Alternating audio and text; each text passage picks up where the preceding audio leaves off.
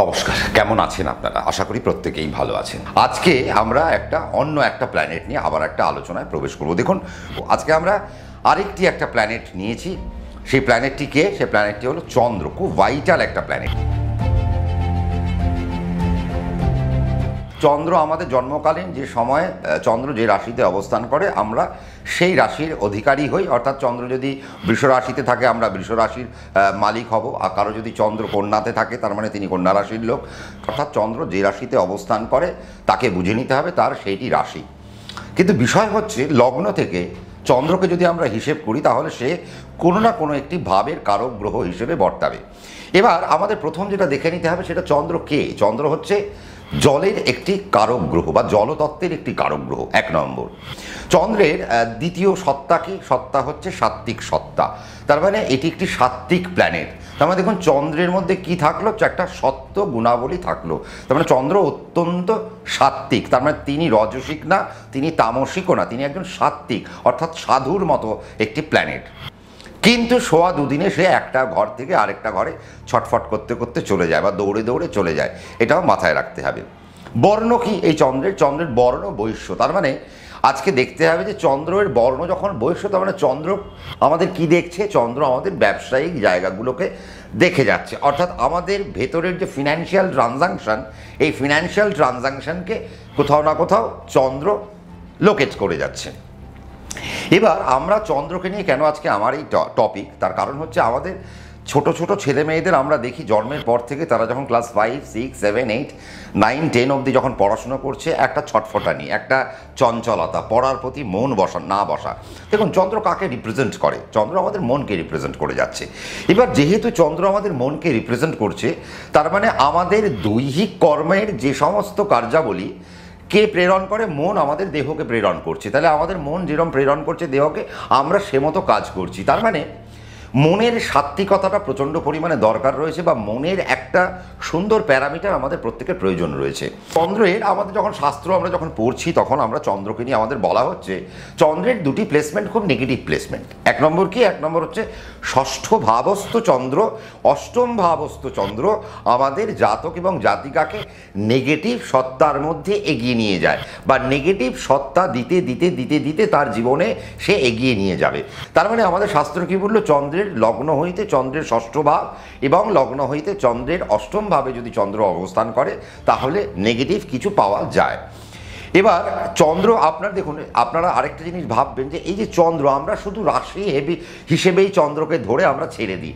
আমার তো এই রাশি, তার মানে আমার এই ক্যারেক্টারিস্টিক্স। তার মানে চন্দ্র যদি মেষ রাশিতে থাকে তাহলে তার একরকম একটা ক্যারেক্টারিস্টিক্স, চন্দ্র যদি বৃষ রাশিতে থাকে তার একটা ক্যারেক্টারিস্টিক্স। তার মানে এটা তো গেল রাশির ক্যারেক্টারিস্টিক্স। চন্দ্রকে শুধু রাশির ক্যারেক্টারিস্টিক্স তোলে না। আপনার যদি মেষ লগ্ন হয় তার মানে আমি যদি ধরি কালপুরুষের, দেখুন কালপুরুষ যদি আমরা ধরি কালপুরুষের প্রথম ভাবকে, কালপুরুষের প্রথম ভাব হয়ে গেল মেষ রাশি। এবার কালপুরুষের যদি প্রথম ভাব যদি মেষ হয় তাহলে দ্বিতীয় হলো বৃষ, তৃতীয় হলো মিথুন, চতুর্থ হলো কর্কট। আমরা দেখব কি যে কর্কট রাশির মালিক বা কর্কট রাশির স্বামী হলেন কে? কর্কট রাশির স্বামী চন্দ্রদেব বা এই চন্দ্রগ্রহ। তার মানে কালপুরুষের চতুর্থ ভাবকে দেওয়া হয়েছে চন্দ্রের স্থানকে। চন্দ্রকে কোথায় স্থান দেওয়া হয়েছে? কালপুরুষের চতুর্থ ভাবে। আমরা চতুর্থ থেকে কি বিচার করি? চতুর্থ থেকে আমরা মা বিচার করি, চতুর্থ থেকে আমরা মন বিচার করি, চতুর্থ থেকে আমরা বাহন বিচার করি, চতুর্থ থেকে আমরা সফলতা বিচার করি। এই যে সফলতা কথাটা আমার যে আসলো, সফলতা নির্ভর করে কার উপর? সফলতা নির্ভর করে আমাদের ডেডিকেশনের উপর।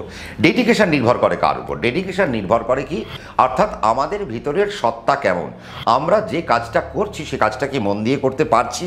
যদি আমরা সে কাজটা মন দিয়ে করি তাহলে তার একটা সফলতা আমরা দেখতে পাবো এবং পরিশেষে গিয়ে আমরা তার একটা উপহার কুড়োতে পারি। কিন্তু যদি আমরা যদি কাজটা ভালো করে না করতে পারি, মন দিয়ে যদি না করতে পারি তাহলে কাজে আমাদের সফলতা আসবে না। এজন্য কালপুরুষের চতুর্থ ভাবে কি দেওয়া হয়েছে? চন্দ্রকে দেওয়া হয়েছে। চন্দ্র মমতার কারক গ্রহ, মায়ের কারক গ্রহ, বা মাতৃত্বের কারক গ্রহ, মমতাময়ীর কারক গ্রহ, বা সে ডেডিকেশনের কারক গ্রহ। কেন মমতা? তার কারণ ভালোবাসা। অর্থাৎ আমার যদি একটা কাজে ভালোবাসা না থাকে, আমি সেই কাজে আমি এগোতে পারবো না। আজকে আপনি আপনার বাচ্চাকে বললেন তুমি বাবা বায়োলজি নিয়ে পড়াশোনা করবে, কিন্তু তার হয়তো বায়োলজিতে সে বায়োলজি নিয়ে ভালোবাসে না, তার মানে সে কিন্তু আর এগোতে পারবে না। তার একটা কন্ট্রাডিকশনের মধ্যে সে পড়ে যাবে, একটা বিপরীত সত্তার মধ্যে সে পড়ে যাবে। যখনই সে বিপরীত সত্তার মধ্যে পড়ে গেল, তখন সে আর এগোতে পারল না।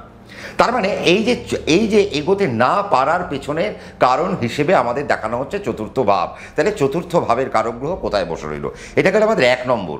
তার মানে কালপুরুষের চতুর্থ আমাদের দেখে নিতে হচ্ছে তাকে চন্দ্র, এবং সেই চন্দ্র যদি আমাদের ন্যাটাল চার্টে খারাপ থাকে তাহলে, বা সেই চন্দ্র ন্যাটাল চার্টে যদি কোনো না কোনোভাবে যদি একটা নেগেটিভ পর্যায়ে পড়ে যায়, তাহলে আমাদের দৈনন্দিন জীবনের যে যাত্রাপথ বা আমাদের জীবনের যে সফলতার যে যাত্রাপথ, সেই যাত্রাপথ কোথাও না কোথাও আঘাতপ্রাপ্ত হতে পারে।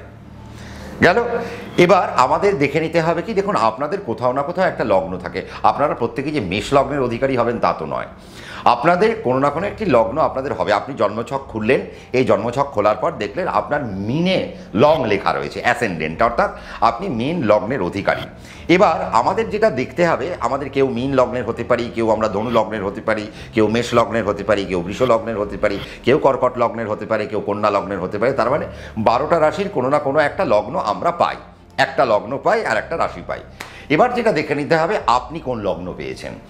আপনার লগ্ন থেকে চন্দ্র কোন ভাবের কারক গ্রহ। দেখুন চন্দ্র, আমাদের তো সব শাস্ত্র কি বলছে? শাস্ত্র বলছে সবসময় একটা প্ল্যানেটকে দেখতে হবে তার যে গভীরতা, সেই গভীরতার উপর, এবং সেই গভীরতাটা কি হবে, সেই গভীরতাটা আমরা পরিমাপ করব সে কোন ভাবের কারক গ্রহ, কোন ভাবে গিয়ে বসেছে, এবং সেই ভাবটি কি তার মিত্র না শত্রু। যদি মিত্র হয় তাহলে তার গুরুত্ব অনেক বেশি, যদি সে শত্রু হয় তাহলেও তার গুরুত্ব অনেক বেশি। তাহলে শত্রুর জায়গা থেকে সেই চন্দ্রকে আমরা কি করে কাজে লাগাতে পারি, তার একটা হিসেব নিকেশও আমাদের কিন্তু একটা বের করে আনতে হয়। তার মানে যেটা আমরা কি বললাম, যে আপনার যেটি লগ্ন, সেখান থেকে চন্দ্রের যে ঘরটি, অর্থাৎ কর্কট রাশি আপনার কোন ভাবের কারক গ্রহ, বা কর্কট রাশি আপনার কোন ভাব পড়ছে। কর্কট রাশির মালিক স্বামী, কর্কট রাশির স্বামী হলেন চন্দ্র, তাহলে চন্দ্র সেই ভাবের কারক গ্রহ হয়ে যাবে। আজকে ধরে নেওয়া যাক তর্কের খাতিরে আপনার হয়তো ধনু লগ্ন, তাহলে ধনু যদি আপনার লগ্ন হয়, এই লগ্নকে যদি আপনি 1 ধরেন, তাহলে দেখবেন কর্কট অবধি আপনি যখন পৌঁছবেন তখন সেটি 8 নম্বর ঘর হিসেবে দাঁড়াচ্ছে। তাহলে ধনুর অষ্টম যখন আপনার কর্কট হচ্ছে, কর্কটের মালিক যখন চন্দ্র, তার মানে আপনার ধনু লগ্ন সাপেক্ষে অষ্টম ভাবের কারক গ্রহ চন্দ্র। তার মানে সেই চন্দ্র আপনার রাশি, আপনার মন সব মানলাম, বাট সে কিন্তু আপনার অষ্টমের কারক তুলছে, সে কিন্তু আপনার অষ্টমের কারক গ্রহ, অষ্টমপতি সে। তাহলে অষ্টমপতি যখন, সে আপনার রোগ, ঋণ, রিপু, জ্বালা, বাধা, বিপত্তি, সুস্থতা, অসুস্থতা, আপনার জীবনের কত আয় উন্নতি, আপনার স্থাবর অস্থাবর সম্পত্তি, আপনি জীবনে কতটা রোজগার করতে পারবেন বা পারবেন না, তা নির্ভর করে ওই অষ্টমপতির উপর। এবার এই কর্কট রাশির যে আপনার যে কর্কট রাশি আপনার অষ্টম ভাব, তাহলে আপনার এই চন্দ্র কোন রাশিতে গিয়ে অবস্থান করছে। তার মানে আপনার যেটি রাশি চন্দ্র সেই জায়গায় গিয়ে আপনার অবস্থান করছে। আপনার ধরে নেওয়া গেল ধনু যদি লগ্ন হয়, আপনার অষ্টমপতি যদি চন্দ্র হয়, আর সেই চন্দ্র আপনার যদি চতুর্থ ভাব অর্থাৎ মিনি লগ্নে গিয়ে যদি বসে থাকে, তাহলে মীন রাশিতে গিয়ে যদি বসে থাকে, তাহলে লগ্ন হইতে সে চতুর্থ ভাবে গিয়ে বসলো, অষ্টমপতি চতুর্থে বসলো। চতুর্থে যদি বসে তার মানে কি হচ্ছে, আমি আবার চতুর্থ কি বোঝালাম, মায়ের জায়গা, মাতৃত্বের জায়গা, মামাবাড়ির জায়গা, আমাদের সফলতার জায়গা, প্রাথমিক এডুকেশনের জায়গা, অর্থাৎ আমাদের প্রাইমারি এডুকেশন কেমন হবে তাও কিন্তু নির্ভর করবে কোথা থেকে, আমাদের চতুর্থ ভাব থেকে।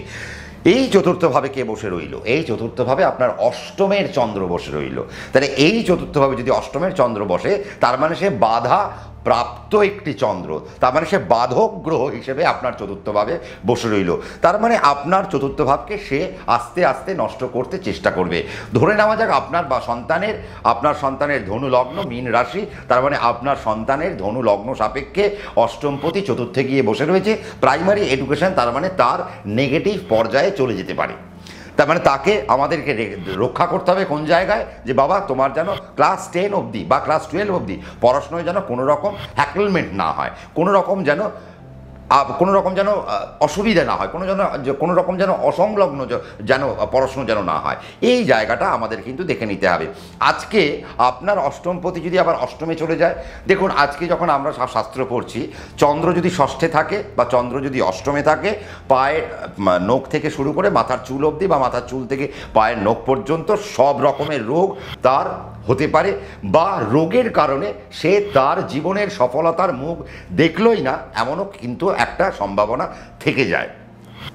দেখুন চন্দ্রের কারক কথা কি, চন্দ্র জলতত্ত্বের একটা কারক গ্রহ। এবার আমাদের একটা জিনিস আমাদেরকে ভাবতে হবে, আমাদের অগ্নি, পৃথিবী, বায়ু, জল, আকাশ। আকাশ হচ্ছে আমাদের লক্ষ্য, তাহলে আকাশের দিকে আমাদেরকে ছুটতে হয়। আর এই যে আকাশের দিকে যে আমরা ছুটবো, এই আমাদের লক্ষ্যের দিকে যে আমরা ছুটবো, তার জন্য আমাদের চারটে তত্ত্বের উপর দিয়ে দৌড়তে দৌড়তে যেতে হবে, চারটে তত্ত্ব পার করে করে যেতে হবে। সেই চারটে তত্ত্ব কি? অগ্নি, পৃথিবী, বায়ু, জল। তার মানে চন্দ্র কোন তত্ত্বে বসে রইল? আজকে আমাদের জন্মছকে মেষকে অগ্নি দেওয়া হয়েছে, বৃষকে পৃথ্বী দেওয়া হয়েছে, মিথুনকে বায়ু দেওয়া হয়েছে, কর্কটকে জল দেওয়া হয়েছে। এরকমভাবে অগ্নি, পৃথ্বী, বায়ু, জল, অগ্নি, পৃথ্বী, বায়ু, জল, মীন অবধি গিয়ে শেষ হচ্ছে। চন্দ্রের কারকতা কি? আমরা কি বোঝালাম? চন্দ্রের কারকতা হলো জলতত্ত্বের সে একটা কারক গ্রহ। তার মানে জলতত্ত্বের কারক গ্রহ সে যদি অগ্নিতত্ত্বে চলে যায়, তখন সেই চন্দ্র কি প্রভাব বিস্তার করবে? জলতত্ত্বের কারক গ্রহ যদি বায়ুতে থাকে, তখন সে কি প্রভাব বিস্তার করবে? জলতত্ত্বের কারক গ্রহ যদি পৃথ্বীতে যায়, তাহলে সে কি প্রভাব বিস্তার করবে? বা জলতত্ত্বের কারক গ্রহ যদি জলতত্ত্বেই থাকে, তাহলে সে কি প্রভাব বিস্তার করবে? জল যদি আগুনে যায়, তাহলে আগুনের যে কারকতা আছে সেটা নষ্ট হয়ে যায়। দেখুন আজকে যখন মেষ রাশির গল্প বলি আমরা, ধনু রাশির গল্প আমরা বলবো, সিংহ রাশির আমরা গল্প বলবো, চন্দ্র হলো জলের কারক গ্রহ।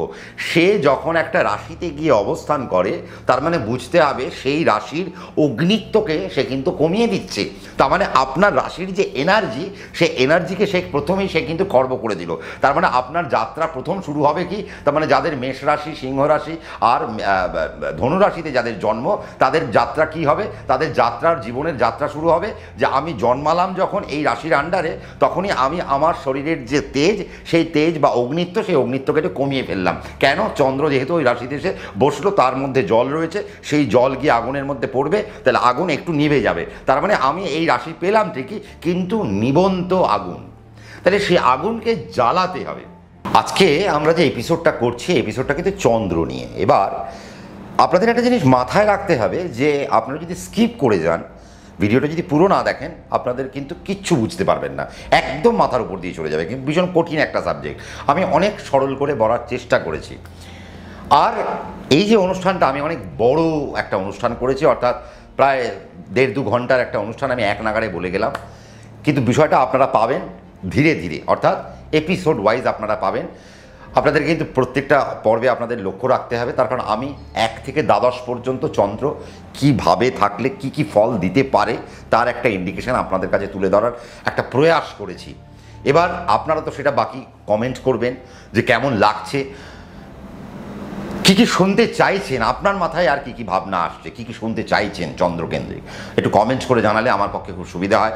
যদি মনে হয় যে ভালো লাগছে, তাহলে লাইক করতে ভুলবেন না। আর যারা নতুন, তাদের জন্য আমি একটাই কথা বলবো, সাবস্ক্রাইব করতে ভুলবেন না, আর নোটিফিকেশান বেলকে প্রেস করতে ভুলবেন না। তার কারণ আমি যখনই কোনো প্রোগ্রাম দেবো, তার আপলোডের যে নোটিফিকেশান আপনার কাছে পৌঁছে যাবে। এবং আপনারা কিন্তু যেটা করবেন সেটা হচ্ছে যে, আমার এখানেও কিছু অংশ দেখতে পাচ্ছেন, আমার ফেসবুকেও কিছু অংশ দেখতে পাবেন, অর্থাৎ সমস্ত অংশটা আপনারা বিভিন্ন জায়গায় দেখতে পাবেন। কিন্তু ইউটিউবে যদি দেখতে হয়, পর্বে পর্বে এটা আমার ভাগ করা রইল, সেটা কিন্তু দেখতে আপনারা ভুলবেন না। এবং সময় নিয়ে গোড়া থেকে শেষ পর্যন্ত আপনারা দেখবেন।